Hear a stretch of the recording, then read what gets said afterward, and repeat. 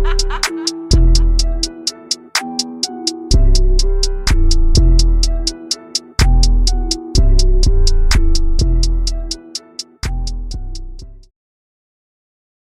mean, he's kind of like the man right now. Mm-hmm. But he don't really want to be the man. Mm. But he the man with the plan. You know? Mm-hmm. You know how Moses didn't really, no pun intended, didn't really want to go and free his people. But he did it anyway. Noah didn't really want to build the ark. But he did it anyway. You know what I mean? Mm-hmm. Joseph couldn't wait to stun on his brothers. He forgave and took them in anyway. Esau was looking for Jacob with a flashlight in the daytime. Jacob said, "Nah, I don't want to go talk to Esau. He might kill me." Esau, bring it in. Forgave anyway. We got a young leader here. Very great young man. I'm going to let Moses finish the introduction. But if you tapped into the city, and you know who's actually putting words behind that actions, you're going to be familiar with our next guest. Today we got a special guest. It's a young man who came from the East Coast here to Tulsa a couple years ago, right? But he's here on a mission that God's really called him to do, and it's something that he's stewing over very, very well. And he's a friend, and he's a homie. He's a leader, and he's a very close friend to our friends out in the streets. Not only we have a special guest today, and I'm very proudly to introduce Yes, sir. Evan Dougoud of BEHEARD Movement. Yes, sir.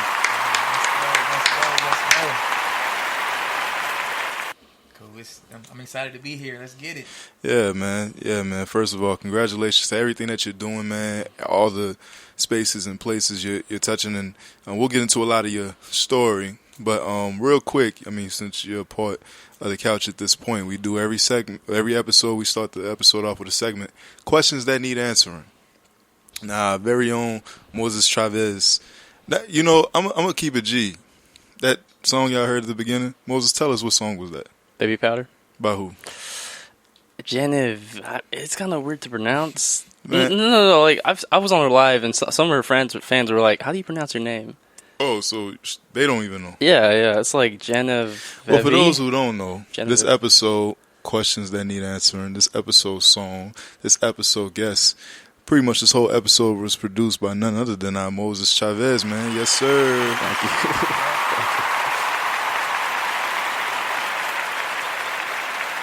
The man becoming Kobe before our very eyes. Our very eyes, y'all better pay attention. Questions that need answering. Favorite video game of all time? Favorite video game of all time? Me? Yeah, you came with the Okay. I was expecting you to go first, but I'm gonna go with Rocket League. I'm not sure if you guys know, but Rocket League. What's Rocket League? It's a game that's been out since 2015. It's you know Epic Games. I think Epic Games that created Fortnite. They recently just bought Rocket League, so it's now for free on all systems. But I mean, it's not like Call of Duty, but it's basically a game that has cars and has soccer ball, and it's a 3v3 and and it's just cars that fly and score games. It's just basically soccer with cars. Moses. Because we here for, a good time, not a long time. Every episode, bro, you never cease to amaze me. Because here I am, you send me this question. I'm like, yo, favorite video game of all time. Moses must have a ill. He about to show our listeners and the people that rock with us, no, I do know what's going on. I am not from the 90s, but I got a lot of, I got some. You said what? Rocket League. That's in 2015. Now, when you say all time, man, I'm thinking like I still play to this day, like every. I mean, it just came out kind of yesterday. No, well, yeah, but not like yesterday. But it's been out for a couple years. Moses, I thought you was about to hit me with something crazy, like Super off the 64 or something. I mean, Super Mario Bros. From Nintendo 64, Tekken 7. I played a lot. Tekken series is pretty lit. Okay. Yeah. Okay. But Rocket League? Yeah. I mean, that's just OG. I always go back to it. It's all good. I was just looking forward to hearing it because I'm like, yo, all right, he's about to give me something. He's about to give me like the first Mortal Kombat, a Tekken, or NBA Streets, or Crash. Yeah. You know what I mean? Crash But, Bandicoot. those are old games. What about today? I mean, When you say all time, all time. Like, this is my all time. Like, those games were good. I played them too, but this is like my all time. I ain't mad at that. Shout out to Rocket League. Okay. Because I have heard of Rocket League. So shout out to Rocket League. Okay. Favorite video game of all time. My favorite video game of all time was the first Mario's World on 64. Mario's World on 64. Horrible graphics. But it was one of the first games you could freelance, kind of run missions like they do on Grand Theft Auto. But yeah, it wasn't like your typical running a line, duck square, duck square. Nah, you had to fight people. So Mario's World, either Mario's World or The Legend of Zelda. Both 64 games. Both took me a hell of a long time to finish. I was probably, oh yeah, I thought I was going to go with NBA Streets or NFL 2K, huh? No, I'm a nerd, baby. You heard? Evan, favorite video game of all time? All time? That's tough. I think backyard baseball and backyard football. That was on the. I think it was on the computer. Yeah. Wait. I would play with Pablo Sanchez, Bro. and Pete Wheeler. I just ordered a shirt with Pablo Sanchez. That's a fact. I was in there getting to it. He was up, man. I think I remember that. Yeah. Dang, that's old. I used to love that game. But you see, he really shouldn't know what that game is. Unless they made like a newer version. I remember playing that game when I was like... No, I remember it was on the computer for a little bit when I played. Yeah, I remember that. Yeah, because that game came out, it's early 2000s. Early. So I was like on Windows 1. Back when you had the... My team was nasty. My team was good. Yes, sir. Yeah. Backyard baseball. I ain't mad at it. All right, man. So, Evan, just getting into it. You had the opportunity to do one of our Reach Over Culture lives with Moses. Moses, go ahead and take away with some of the questions we got. Okay. So I was just wondering, since your recent exposure with TC, it was around Christmas time, whenever they gave back to the community, it was probably the first time many people heard of you and seen you face to face. I was just wondering, what's life been like with BEHEARD getting a lot of exposure, in this short amount of time? Because you're about to go like on 1 year anniversary of even starting BEHEARD, right? 1 year, congratulations. Yeah, it's not even been 1 year, and it's been like this. Congratulations.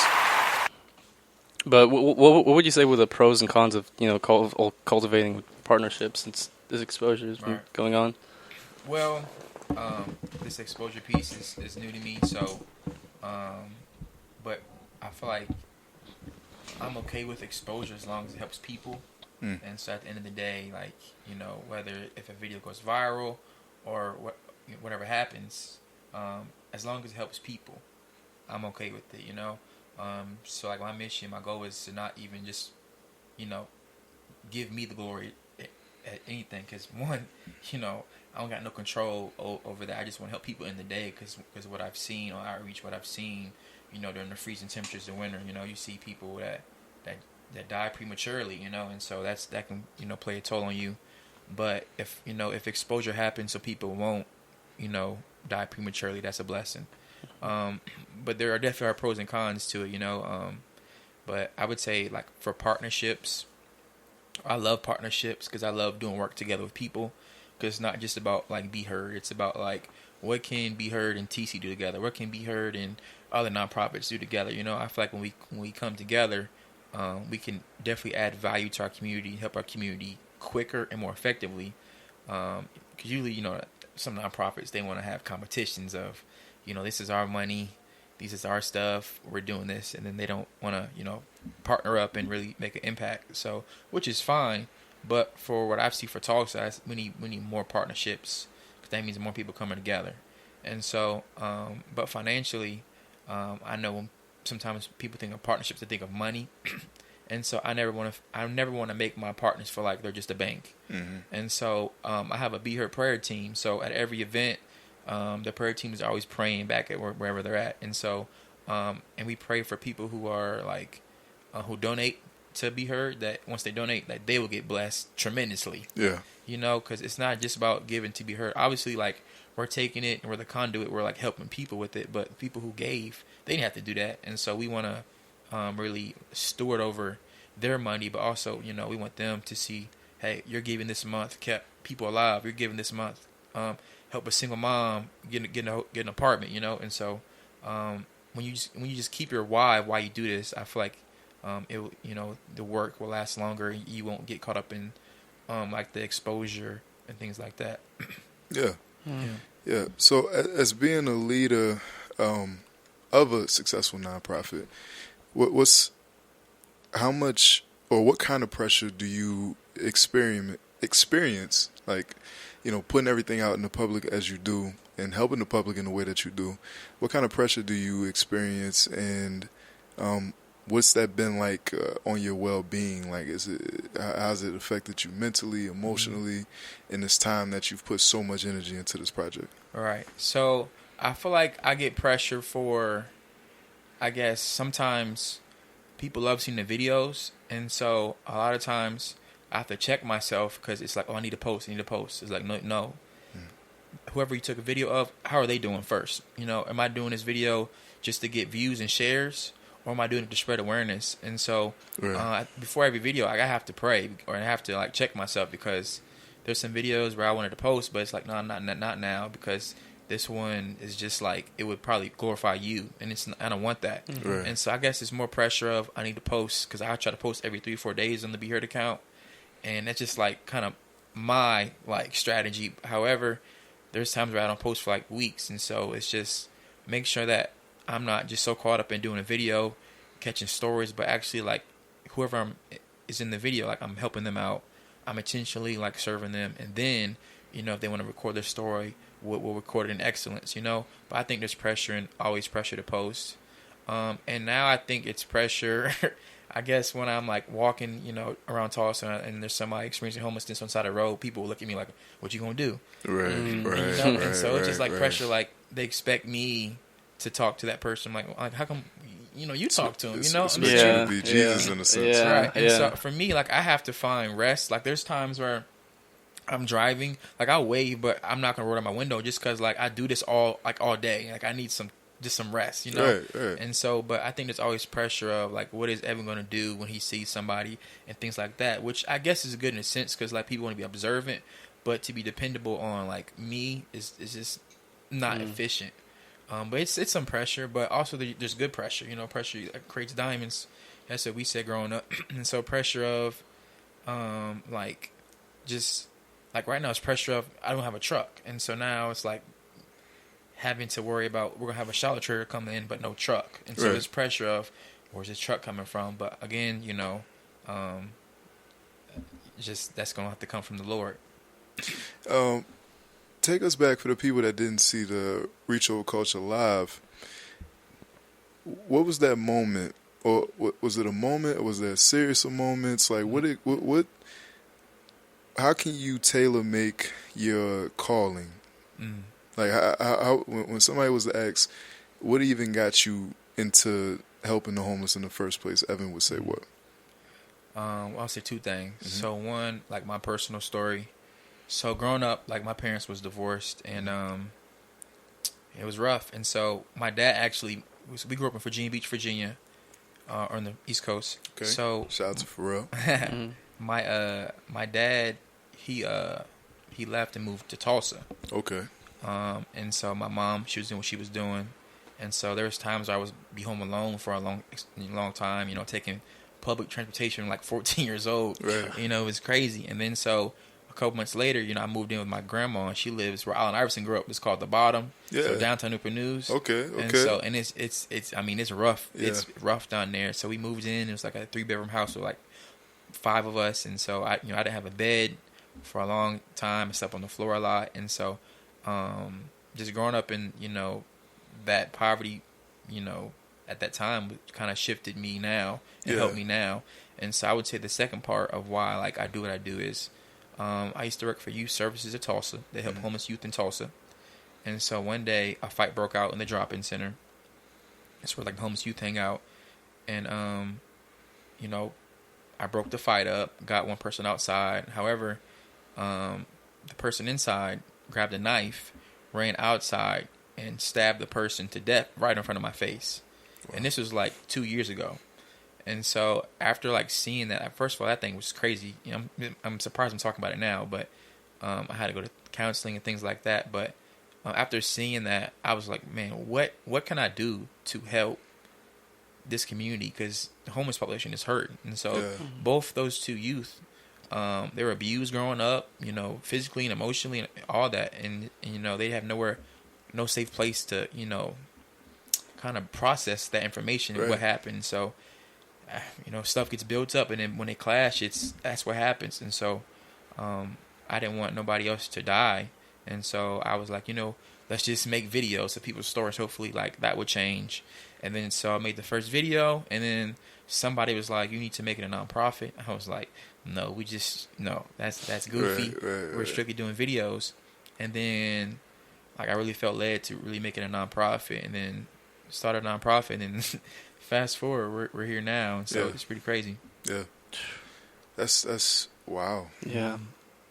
So coming out of high school, originally, what was your plans? Did you have an idea what you wanted to be before you jumped into this field of community service? What was Evan's original plans prior to this? So I guess my original plans would be Hoop Dreams. Okay. It was always part of the original plan. Yeah, I saw you cross somebody up on Instagram. You doing those guys bad. That's why it made me want to put on the shorts yo, let's go, bro. Nah. But yeah, I would say definitely Hoop Dreams, but I guess one of the main goals was just to make it out where I was at. Right. So it's called the 757. So make it out the 757. If you're from there, that's just your goal. You want to make it out, because a lot of my friends locked up, people dead and things like that. It's hard to make it out. And so we consider Tulsa, you made it out. And so I would say either Hoop Dreams, but at the bottom of that, it was just always to help people. Right. So. Okay. Okay. Now, real quick, because our audience, I know this because the people that watch this are constantly asking me this. What is Moises like outside of the podcast, outside of work? Y'all kick it. Y'all spend y'all spend time. What is this dude into? What is he like? How would you describe Moises? How would I describe Moises? Because there's a question. It's man, I like Moises. My people like Moises. They like him. You know what I mean? They rock with him. You know what I mean? He got people that watch the pod for him. But it's a lot of topics or a lot of cultural references we make. He's not hip to. And I've tried to do younger ones. I've tried to do older ones. We've had guests here, and Moises I ain't. How's the relationship between you and Moises? Because he gives me the Kawhi vibes at this point. When it's business, it's business. But, if you get him in the right spot, he's a fun guy. What is it like being cool with Moises? Oh, yeah. So, first things first, Genya. This brother loves Genya. If you want him to open up, take him to Genya. I got you. I'm reading what you put down. That brother would tell you A, B, C, and D. He would tell you the whole story. And so he's actually very funny.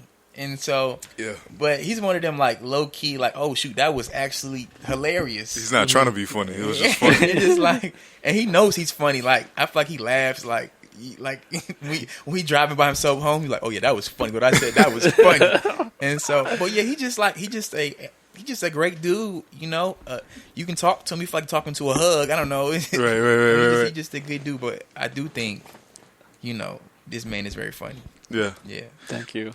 Yeah. But the gap. Okay. Yeah. But culturally, what do y'all like? Has there been a moment where, he was just like, "Yo, you don't know about that?" We was just talking about Full House. He didn't even know. Okay, so yeah, that. Okay. The Full House, like how I had a crush on Kimmy Gibbler. Right.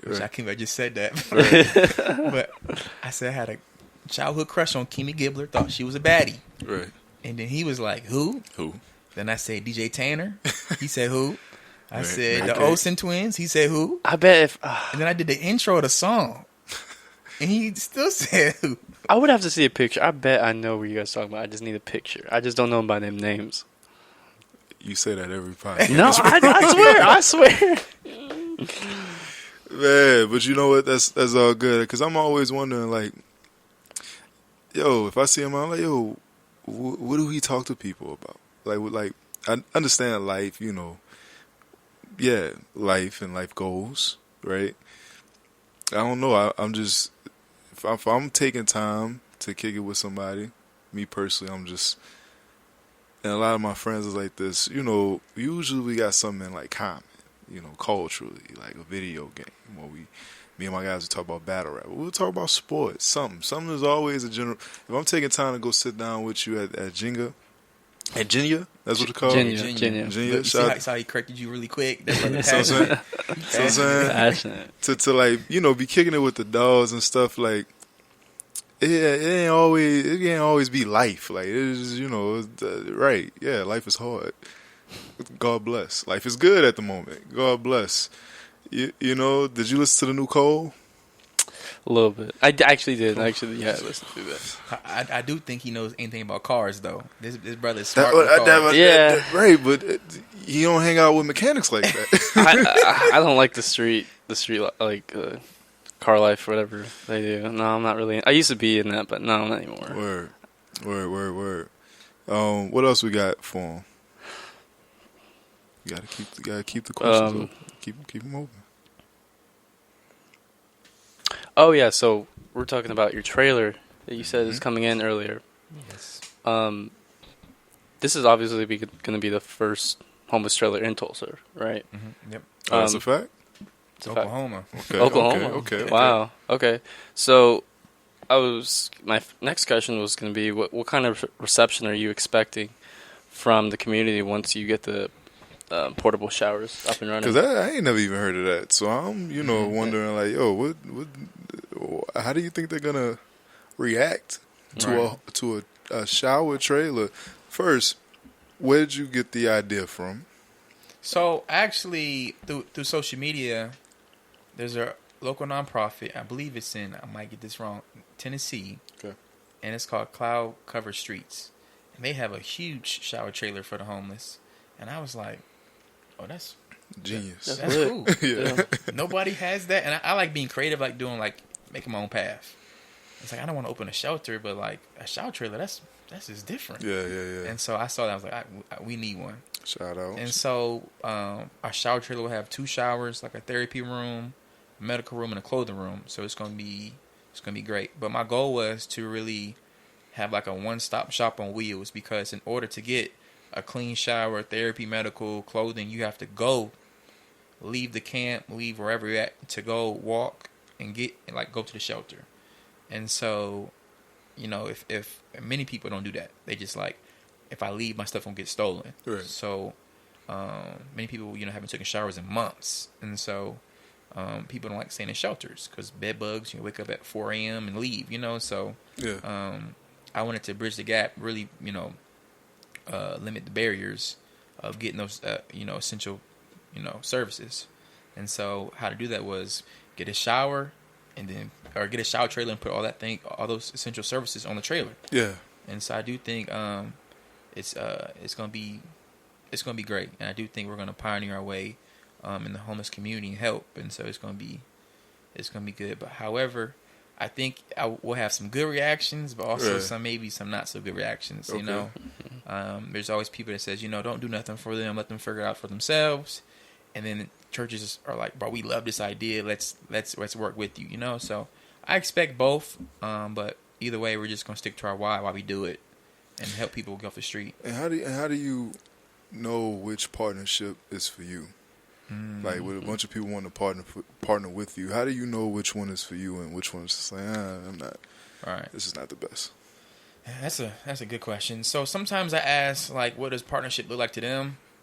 And there's some times where I'm like, this not it. Right. However, just being like a young nonprofit, we kind of need any partnership, but not all partnerships are the good, you know. Right. And so some people, they just want to go, you know, with us to take a photo, Right. which is cool. Keep doing your thing. But you know, we want to really change and affect people's lives, not just take a photo. Yeah. And so sometimes, you know, partnerships. Not all partnerships are good partnerships. So, What would be some red flags for you? red flags. That's a good question. I'm trying to think. I think a red flag would be if someone wants to partner and bring a bunch of cameras. I think, you know, no. Yeah. I would say no first, and then see if they still want to partner. Yeah, that's a good test. If they say no, then it's like you were in it to post. Like I said, I don't think there's nothing wrong with that. It's just like where your heart is, you know. Yeah. And so I don't take those partnerships. And I was gonna ask you, you don't feel that type of pressure either?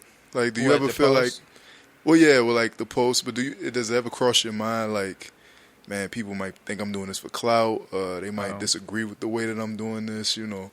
And the Bible, you know, it says they Right. back there, you know, Right. right? That's how, good. how do you deal with those emotions, or if those emotions even come up? Right. And so I haven't really heard like no negative feedback, well, to my face. Right. But I just, you know, I have a circle, and so they know my heart, and I have to pray before I post. And so I do feel like the videos I post, you know, and from my perspective and people around me, like they don't glorify me, they don't make me look a certain way. Right.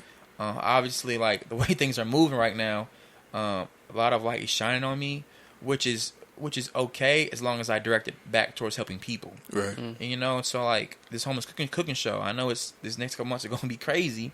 And so let's say if NBC hits me up, light's on me, but it's really helping people, so it's on them, you know. Right. And so as long as I'm posting intentionally and I'm checking with my circle, then I'm good. You know, people can comment, "Oh, you just want to make yourself look good." I hate people, you know, take pictures. Like, cool, like that's you, but I know myself more than you, you know. Right. And so I can't really like entertain people's opinions about posting, you know, about homeless camps and stuff like that. I'm doing it to help people, and so far we've helped, you know, many people. Yeah. So Yeah. That's dope, bro. Yeah. That's dope. And I appreciate you for your time. We don't want to take up all your time. What's on the horizon for Be Heard, without, you know, spilling all the beans? Spoiler alert, without getting into any of that. You know, just what's on the horizon for Be Heard? Obviously, it's full steams ahead. I mean, it is a movement at this point. Yeah. What's next? Like, what's on the horizon? What are you hoping for? You know. So I haven't really told nobody this like on camera. Okay. So I'ma split Okay. it. Wait. Hold on. Hold on. Go ahead and spill the beans. Hold I'm on. a fan of the podcast. Because listen, if y'all pay attention, right? Yeah. Everybody was asleep on that Jerry interview. Yeah, I know. He told y'all Super Splash Bros 2 was It's coming already. Yeah. So, because these are moments, we been getting some exclusive moments. And shout out to my mans who rocks with us. Shout out to everybody who come through the pod that rocks with us. Yeah. The floor is yours, my friend. Exclusive. All right. So next summer, right? Okay. We're taking the homeless cooking show. Okay. We're taking a shower trailer. Okay. And we're going on tour. Oh! So we're going to Austin, Dallas, OKC, and Miami. We're working on one more. So we're taking the trailer and we're going on tour. You heard me, yes tour- sir. Give it up for We're going that, on tour to man. spread awareness. So Yes, it's a movement. We're going international. Nah, that is absolutely amazing, bro. And I gotta say, it is very, very inspiring. One thing I tell Moses when we do talk about you is, yo, you got difference between talking the talk and walking the walk. Mm-hmm. And that community, helping that community and doing what you do for them is not in everybody's heart as much as they will want it to be. You know what I mean? Yeah. It takes. I consider people that work with the people that nobody wants to work with the gems of this world. Whether you're in counseling, whether you're a teacher, whether you're a principal, anybody who commits themselves in the service of other human beings, even in the way of their own livelihood, these people are to be praised. It's the veterans, it's the army, it's the firefighters, it's the police, it's the people that service the people that keeps this world going, no matter what country you're in. Because the underlining of all those things is coming from a place of love, right? And God is love. Despite what religion or spirituality you might dive into, best believe your God inhabits some form of love into what he doesn't do or commands you to do or not to do. And so you can just tell that what you do comes from a spot of love. It comes from a place of purity. And we rocking with you, bro. I commend you. You know, I commend you. I salute you, bro. And I wish that this goes all over the world. I mean, what you're doing right now is going to affect generations to come.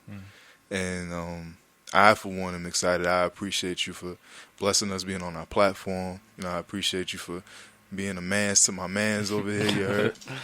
And we appreciate you for coming through. Moses, you got anything else? Well, I mean, I don't know, I'm just really proud of Evan and everything that he does, and seeing his heart, what he does out there is just amazing. You know, people like him. It's just, you don't really come across people like him with the heart that he has. Right. But I mean, I'm super excited to what he's going to do out there for Tulsa and, you know, for the states around and for the United States. So I'm really excited. Man, shout out to E, man. You heard? Hold on. Shout out to him, man. It's a good work. I appreciate you, man. And we want to have you again before the year is out, you know, just to get an update on everything that's going on. Get the people your social media. All right, so my Instagram is dogood_5. And then the BEHEARD's Instagram is beheard.mvmt. Yes, sir. Yes, sir. That is Moises Chavez. I appreciate you, brothers, man. This is the Reach Over Culture podcast, Roc, and we out. Go support BEHEARD, man. Yeah. Donate. Yes.